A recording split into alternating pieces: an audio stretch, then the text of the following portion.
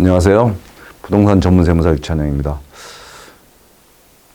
유튜브를 한 지 이제 한 20일 됐습니다. 근데 이게 지금 초보라 보니까 화면 조정도 잘 안 되고요. 그래서 어떤 화면은 되게 밝고 글씨가 잘 안 보이는 경우도 있고, 그래서 나름대로 어떻게 하면 잘 보일 것인가라고 지금 연구하면서 이거를 하고 있는데, 이거 유튜브 비전문가라서 여러분들 보시기에 조금 불편하실 수도 있을 것 같아요.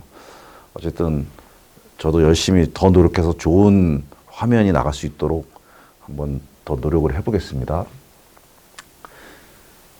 원래 제가 이 유튜브를 할 때는 증여와 상속에 관련된, 가족 간 거래와 관련된 내용들을 좀 주로 하려고 했는데, 많은 분들이 이 주택에 관심이 너무 많으셔가지고, 또 상담도 주택에 대해서 상담을 많이 하시고, 그래서 이 주택과 관련된 내용을 좀 일단 정리를 좀 해야 되겠다, 이런 생각이 들었어요. 그래서 그동안 주택에 관한 얘기들을 많이 했고요. 거의 마지막 부분이라고 보는데요. 임대주택 관련된 부분을 마지막으로 좀 정리를 해야 되겠다 싶어서 임대주택에 관한 이야기를 해보려고 합니다. 아직도 많은 분들이 임대주택으로 등록을 하는 건지, 그게 뭔지 이게 잘 모르시는 분들이 계세요. 직장생활 하시다가 직장생활 너무 바쁘니까 그냥 이런 데 신경 안 쓰고 오로지 일만 하시는 분들 계시는 것 같아요. 그래서 제가 딱 보기에 이건 임대주택으로 등록을 했어야 되는데 왜 안 했지? 뭐 이런 의문이 드는데 잘 모르시는 분들이 계시고요. 또 작년에 하도 신문에서 임대주택 떠들으니까 이제 임대주택은 안 되는가 보다, 이렇게 생각하시는 분들도 계세요. 그래서 임대주택이 뭐고, 임대주택을 어떻게 등록하는지, 대상은 뭔지, 세금 혜택은 무엇인지에 대해서 기본적인 내용을 좀 먼저 소개시켜 드리려고 합니다. 첫 번째로 이 장기 일반 민간 임대주택이라고 하는데요. 이 세제 혜택을 받으려면 장기 일반 민간 임대주택이어야만 됩니다. 그래서 장기 일반 민간 임대주택이 무엇인지부터 먼저 살펴봐야 되겠는데요. 이 민간 임대주택에 관한 특별법이라고 제정돼 있는데 여기에 장기 일반 민간 임대주택에 대한 정의를 내려놨습니다. 임대사업자가 주택을 10년 이상 임대할 목적으로 취득한 주택이에요. 그래서 여기서 보면 일단 10년 이상이어야 된다는 거고요. 임대사업자여야 돼요. 임대사업자는 임대사업자로 등록한 사람을 임대사업자라고 하거든요. 그 다음에 주택인데 요 매입 아파트는 제외예요. 그러니까 아파트를 분양을 받거나 또는 매입을 해가지고 그걸 임대하는 경우는 장기 일반 민간 임대주택으로 등록할 수가 없어요. 그거는 아예 등록이 안 됩니다. 그러면 이 매입 아파트를 제외한 단독주택이라든지 연립주택, 다가구주택, 다세대주택, 오피스텔, 빠져 이제 상가주택, 상가에 꼭대기 있는 주택이죠. 이런 건 다 지금 등록이 가능합니다. 그리고 아파트도 직접 건설한 아파트는 등록이 가능해요. 아파트를 누가 건설해가지고 임대 아파트로 등록하지? 근데 실제로 그 좋은 땅을 갖고 있는데 이걸 어떻게 개발할 것인가? 여기서 상가를 지을 것인지, 여기 주택을 지을 것인지, 주택을 지어서 분양을 할 것인지, 내가 통으로 임대할 것인지, 뭐 이렇게 고민하시는 분 계시는데, 보시면 주택을 지어서 통으로 분양하시는 분들이 계세요. 도시형 생활주택이라든지 이런 거를. 그랬을 때는 이 직접 건설한 건설 임대주택에 해당되는 거죠. 이 건설 임대주택은 임대주택 등록이 가능합니다. 지금 안 되는 것, 등록이 안 되는 거는 매입 매입 아파트만 제외하고는 모든 주택이 다 등록이 가능하다는 겁니다. 그런데 장기 일반 민간 임대주택이지만 세법에서 정한 요건을 충족해야 세제 혜택을 받을 수 있어요. 세법에서 정한 요건을 충족하지 못하면 아무리 장기 일반 민간 임대주택으로 등록을 했더라도 세제 혜택을 받을 수가 없습니다. 그런데 세법에서 정한 요건이라는 게 세 가지예요. 이거 모두 갖춰야 됩니다. 첫째로 임대주택, 주택에 관련된 요건이에요. 그다음에 두 번째로는 등록 요건이에요. 등록을 해야 된다는 거죠. 세 번째로는 임대 요건이에요. 임대를 어떻게 해야 되느냐. 이 세 가지 요건을 모두 다 충족을 해야만 세제 혜택을 받을 수 있다는 겁니다. 이 중에 하나라도 어기면 세제 혜택을 받을 수가 없습니다. 그러니까 임대주택으로 덜컹 등록을 해놓고 세제 혜택을 못 받으면 굉장히 손해죠. 왜냐하면 임대주택 등록을 한다는 거는 임대주택으로서 의무를 지켜야 되는 게 너무나 많아요. 뭐 임대료도 못 올리고요, 표준계약서도 써야 되고요, 또 그 등기부 등본에다가 임대주택이라고 부기해야 되고요. 그다음에 증권 보증 보험도 들어야 되고요. 뭐 표준계약서도 작성해야 되고 하여간 그런 걸 안 하면 과태료가 어마무시하게 나옵니다. 최고 3천만 원까지 나와요, 건당. 그런데 그럼에도 불구하고 그걸 하는 이유는 세제 혜택을 받기 위한 거거든요. 그 세제 혜택은 받으려면 등록했다고 되는 게 아니라 등록하고 나서 요 요건을 충족을 해야 되는 거죠. 그래서 요 요건에 대해서 자세하게 한번 설명을 드리도록 하겠습니다. 첫 번째로는 주택에 관한 요건인데요. 주택은 아까도 말씀드린 것처럼 매입 아파트를 제외하고는 모든 주택이 다 가능합니다. 주택의 종류는. 근데 종류만 해당되는 게 아니라 가액 기준도 있어요. 가액 기준. 즉 주택의 가액이 얼마냐. 일정 금액이 넘어가면 세제 혜택이 없어요. 그 일정 금액이 얼마냐면 6억이고요. 수도권 밖, 서울, 경기, 인천이죠. 이걸 제외한 지역은 3억이에요. 기준시가입니다. 기준시가. 근데 언제 기준시가가 6억 또는 3억을 넘지 않으면 되느냐? 이게 해당 주택의 임대 개시일 현재예요. 그러니까 일반적으로는 등록 당시를 이야기를 하고 있죠. 등록 당시에 기준시가가 6억 이하면 혜택을 받을 수가 있어요. 그 최근에 이재명 지사가 신문에다 이런 얘기 났죠. 우리 도에 아파트를 20몇 채를 갖고 있는 사람이 있는데 종부세를 원래는 한 1억 4천 내야 되는데 지금 한 푼도 안 내고 있다. 그래서 왜 그러냐 봤더니 임대주택으로 등록을 했더라. 전부.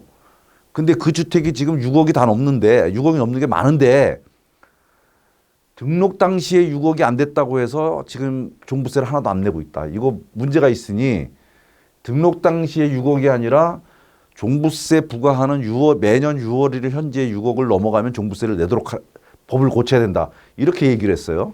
근데 지금 임대주택 등록해놓고 종부세 그래도 당분간이라도 안 내고 지금 견디고 있는 분들 많이 계신데 만약 이재명 지사가 한 대로 법이 개정되면 아마 그분들은 지금 뭐 난리가 날 것 같아요. 예. 그다음에 세 번째가 지역 기준입니다. 지역 기준. 어느 지역은 되고 어느 지역은 안 되느냐 하는 건데요. 이거는 2018년 9월 13일 날 9.13 대책이라고 나왔는데 그때 그 이후 그러니까 9월 14일 이후부터는 조정지역 내 주택을 취득해가지고 그거를 임대주택으로 등록하면 그 주택은 임대주택에 대한 세제 혜택을 안 준다라는 거예요. 그러나 9.13 이전에 취득한 주택은 상관없습니다. 지금도 등록이 가능해요. 예, 조정지역이라도. 그러나 2018년 9월 14일 이후에 취득한 주택이 그 당시에 조정지역이었다면 그거는 임대주택 등록해도 세제 혜택이 없다 이겁니다. 물론 2018년 9월 13일 이전에 취득했거나 아니면 이후에 취득했더라도 조정지역이 아니면 상관이 없지만 그래도 아파트는 안 됩니다. 자, 그럼 두 번째는 등록 요건인데요. 이거 굉장히 중요해요. 등록은 두 개를 해야 돼, 두 개. 어디다 등록하냐면 주택임대사업자 등록을 해야 돼요. 이거는 지방자치단체장, 주로 구청장 등에게 하는 거죠. 근데 이거는 임의예요, 임의. 근데 해도 되고 안 해도 돼요. 근데 하면 뭘 지켜야 되는 게 맞고 지키지 않으면 과태료가 나오고요. 그런데 왜 하냐? 이걸 해야만 세제 혜택이 있기 때문에 그래요. 이걸 안 하면 세제 혜택이 없으니까 불편함에도 불구하고 이걸 등록을 하는 거예요. 근데 이렇게 등록했다고 해서 끝나는 게 아니고요. 반드시 세무서장에게 사업자 등록을 해요. 이때는 사업자 등록이에요. 이거 틀립니다. 주택임대사업자, 이건 사업자 등록이에요. 근데 이거는 강제예요. 뭐 강제라고 해서 뭐 안 하면 큰일 나는 게 아니라 임대사업자 등록을 안 하고 임대하면 가산세를 물어요. 가산세. 예, 많지는 않지만 가산세를 물어요. 그래서 이걸 강제 등록이라고 얘기를 하는 거예요. 어쨌든 이거는 해야 돼요. 예, 안 하면 손해요. 근데 이거는 굳이 해야 될 이유가 없어요. 이 주택 이 법에 의해서는 할 필요가 없는 거죠. 근데 세금 혜택을 받으려고 하는 거예요. 그런데 세금 혜택을 받을 때에 정량 이거 다음에 이야기하겠지만 기간 요건이 있어요. 기간이 언제부터 언제까지 5년, 8년, 10년 이상 임대를 해야 된다. 그때에 그 임대 기간을 계산할 때의 시작점 있죠. 시작점, 기산점이라고 하는데 그 기산점을 언제로 보느냐. 즉 임대 사업자를 언제로부터 임대 사업자로 보느냐. 그거는요. 구청에다가 사업자 등록한 날, 세무서에 사업자 등록한 날, 실제로 임대를 개시한 날, 이 셋 중에서 가장 마지막 날을 임대를 개시한 날로 봐요. 그러니까 내가 분양을 받아서 등록을 했어요. 예, 뭐 9월 13일 이전에 등록하라니까 등록을 했어요. 그런데 분양을 받아갖고 나중에 완공이 되고 실제로 임대를 개시를 했어요. 그러면 요 등록한 날 요때부터 임대사업자가 아니라 요 임대를 개시한 날 요때부터 임대사업자가 되는 거예요. 모든 법이 요 날짜를 기준으로 법을 적용하는 겁니다. 지금 문제가 다 해결되긴 했지만 어떤 경우가 있냐면 이게 예를 들어 가지고 1월 20날 구청에다 등록했어요. 그리고 1월 22일 날 오늘 20 이제 주말이니까 23일 날 세무서에 등록했어요. 그러면 임대사업자 등록증 요 임대사업자 등록증은 8년이 지나가면 8년 후에 1월 20날 자동 말소가 돼요. 그런데 세무서에서는 요 1월 23일 날 이때부터 8년 이상, 이때부터 10년 이상을 임대를 해야만 세제 혜택을 준단 말이에요. 그러면 요 1월 20일자에는 8년이 안 된 상태가 되는 거죠. 이래서 상당히 문제가 있었는데 요 문제는 해결이 됐어요. 그래서 그건 다른 영상에서 제가 자세히 말소와 관련해서 설명을 드리겠습니다. 다시 한번 말씀드리면 임대주택의 임대 개시일은 구청에 등록한 날, 세무서에 등록한 날, 실제 임대를 개시한 날, 이 세 날짜 중에 가장 나중에 최종 일자를 임대를 개시한 날로 본다. 그때로부터 5년, 8년, 10년 이상을 임대를 해야만 세제 혜택을 받을 수가 있다 하는 겁니다. 그러면 임대 요건인데요. 임대 요건은 기간 요건이 있어요. 기간 요건이 임대 기간. 임대 기간은 2018년 3월 31일 이전에 등록한 경우에는 그게 4년짜리든 8년짜리든 관계없이 5년 이상만 임대하면 세제 혜택을 줬었어요. 그러나 그 이후부터 4월 1일부터 2020년 8월 18일까지는 8년이고요. 2020년 8월 18일 이후에 등록한 것은 이제는 10년 이상 등록해야 되는 거죠. 그래서 임대 사업자 등록을 하고 10년 동안 기다려야 되는 거예요. 임대를 해야 되는 거죠. 야, 이거 10년을 어떻게 임대하지? 그 중간에 뭐 팔 수도 있고 혹시 뭐 증여할 수도 있고 그런데 괜히 임대 등록했다가 10년 안에 그거 말소시키면 그동안 혜택 받은 거 다 기여내야 되고 그리고 그동안 뭐 그거 임대주택으로 고생했던 거 그거 보상도 못 받고 또 과태료까지 내야 되고 이런 고민들 때문에 임대사업자로 등록하는 게 맞나? 이렇게 고민하시는 분들이 꽤 많아요. 그 다음에 두 번째로는 임대료 상승률에 대한 요건이에요. 임대료를 마음대로 못 올려요. 임대료 상승률은 5%예요. 5%인데 갱신할 때마다 5%인데요. 그 갱신은 1년 내에는 갱신할 수가 없어요. 1년 내내 증액할 수가 없어요. 그러니까 우리는 보통 이렇게 계약을 하면 2년 단위로 계약을 하잖아요. 그런데 요때 계약을 하고 요때 다시 연장 계약을 하면 요때 요때 5% 이상을 못 올린다는 거예요.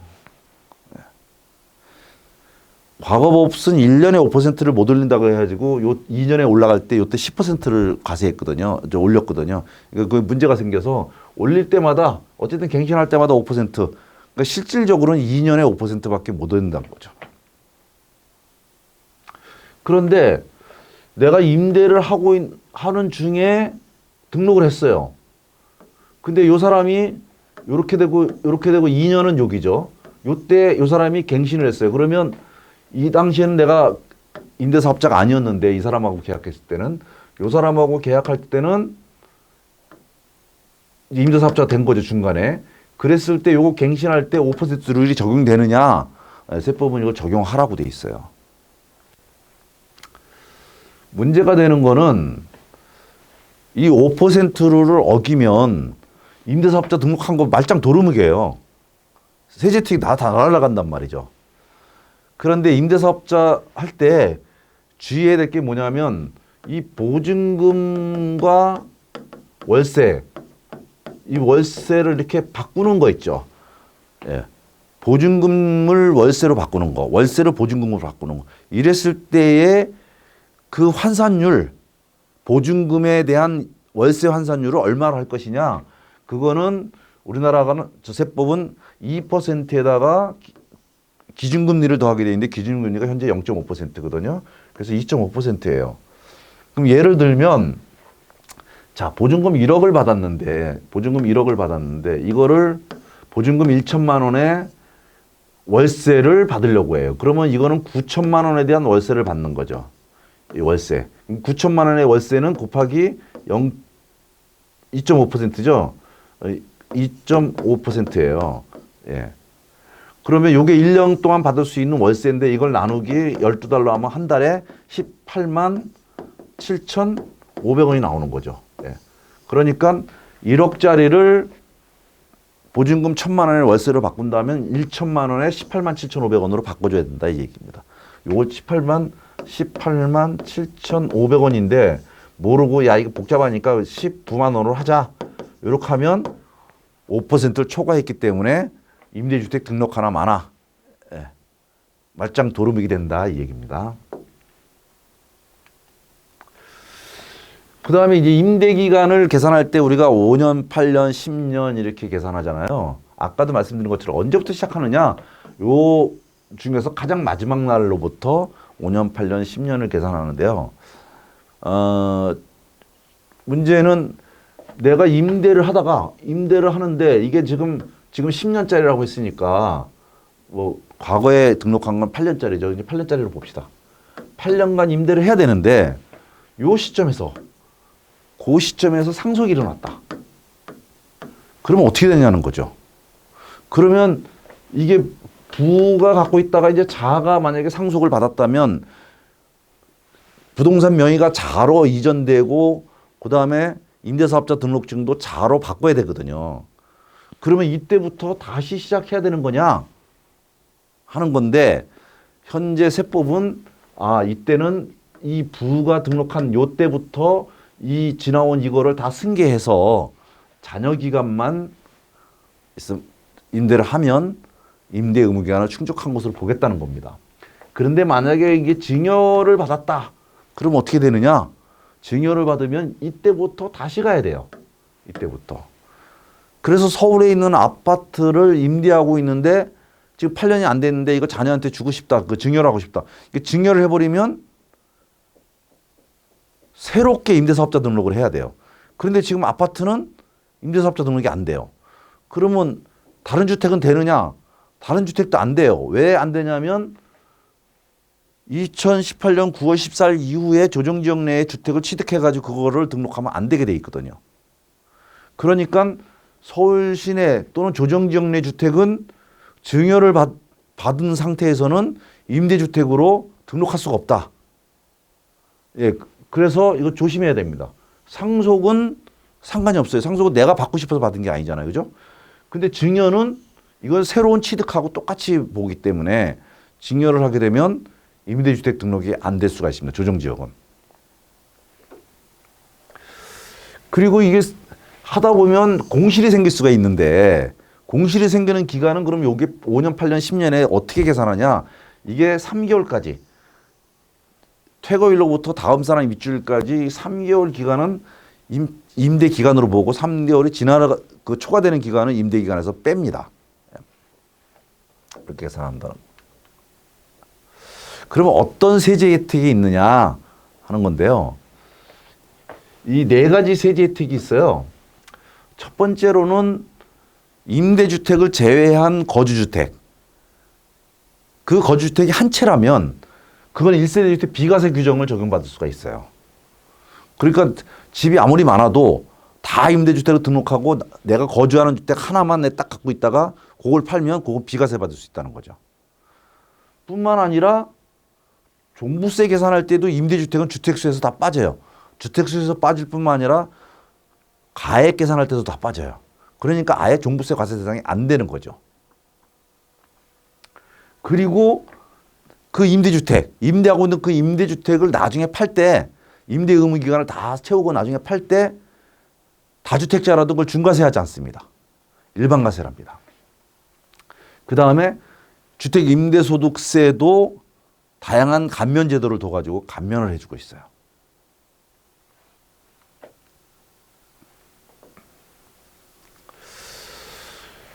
그런데 이런 그 임대주택 제도가 작년에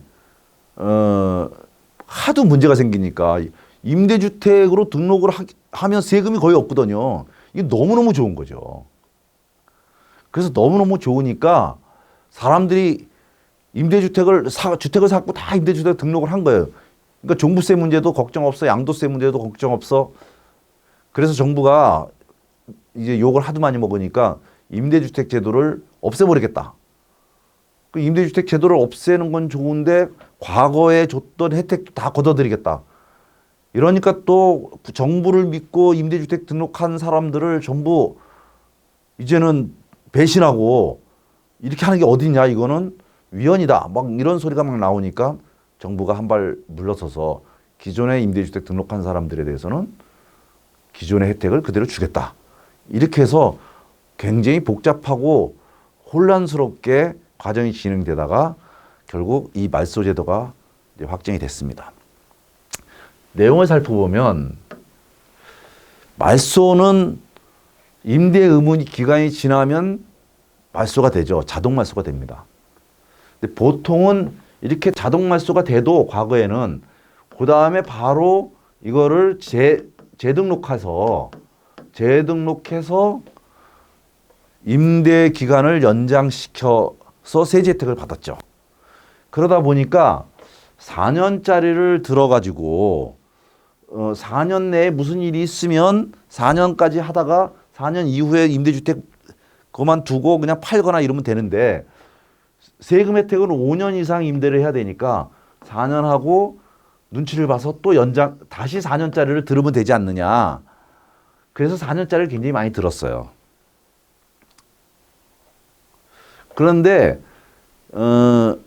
법이 바뀌면서 이렇게 자동 말소가 되는 것. 임대 의무 기간이 8년짜리나 4년짜리나 이렇게 다 끝나고 나면 다시 재등록을 해야 되는데 이 매입 아파트, 매입 임대 아파트는 이거는 등록이 안 돼요. 등록이 안 되니까 어떻게 되죠? 8년 지나면 그냥 자동 말소가 돼버리는 거예요. 연장이 안 되는 거죠. 4년짜리도 마찬가지죠. 연장이 안 되죠. 그래서 연장이 안 됩니다. 그러나 이것을 제외하고는 다 연장됩니다. 이것만 연장이 안 되고요. 임대 아파트를 제외한 단독주택이라든지 다가구주택 뭐 이런 것들은 다시 재등록을 해서 10년짜리로 등록을 해야죠. 그 대신에. 그런데 이렇게 자동 말소되는 것 말고요. 임대 의무 기간 중에 스스로 말소를 시키는 거예요. 나 지금 말소하겠다. 근데 그렇게 되면 세제 혜택을 하나도 못 받게 되는 거죠.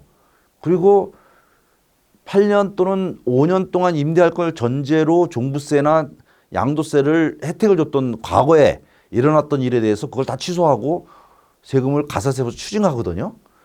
그런데 매물을 시장에 내놓게 하기 위해서 정부가 어차피 이렇게 임대 의무 기간이 지나고 나면 자동 말소가 되고 그다음에 재등록이 안 되는 그런 상황이니 이거를 자진 말소도 시켜주자. 그래서 자진 말소를 할 수 있게 해줬어요. 근데 모든 주택을 다 자진 말소할 수 있는 게 아니라요. 단기 임대주택 4년짜리. 그다음에 장기 중에서는 매입 임대 아파트. 요 두 가지만 자진 말소를 할 수 있게 해줬어요. 그렇게 해놓고 자진 말소를 하면 세제 혜택을 못 받잖아요. 못 받으니까 그럼 누가 자진 말소 하겠어요? 정부는 빨리 자진 말소 해가지고 시장에 내놓으라는 거잖아요. 매물로. 그래야 아파트 값이 떨어진다고요. 그런데 세제 혜택을 못 받는다면 누가 자진 말소를 하겠냐고요. 기다리겠지. 그래서 자진 말소를 하되 임대 의무 기간의 2분의 1 이상을 임대한 후에 자진 말소를 하면 세제 혜택을 주겠다라는 거예요. 그래서 시장에 많이 물건을 내놓으라고 정부가 이런 제도를 만든 겁니다. 그래서 단기 임대 아파트 4년짜리를 들었던 사람이나 장기 임대 아파트 중에서 장기 임대 아파트, 임대주택 중에서 아파트인 경우에는 자진 말소가 가능해요. 근데 자진 말소할 때 반드시 중요하게 생각해야 될 거는 임대 의무 기간에 2분의 1 이상을 임대한 다음에 자진 말소를 해야만 된다는 거예요. 4년짜리는 2년, 8년짜리는 4년 이상을 임대한 후에 자진 말소를 해야 세제 혜택을 받을 수 있다라는 겁니다. 이번 영상에서는 임대주택에 대한 기본적인 내용들을 좀 살펴봤고요.